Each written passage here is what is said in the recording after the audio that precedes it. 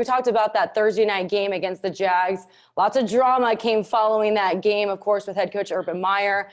There's been lots of controversy this year with head coaches. You got Gruden with the emails. Nagy's being questioned of whether he'll leave midway through the season or wait till the end until he's let go. Who do you think's on the biggest hot seat right now? Yeah, I think there's probably a few people that you can really circle. I think Matt Nagy has to be one of them.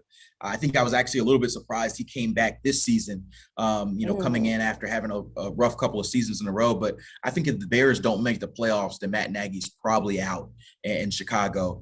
They've got Justin Fields there, and he hasn't had a great start to his career. I think he needs a better scheme, a better coaching staff around him, and he also needs to be better. But I think that's probably a job that's going to open up if they don't make the playoffs.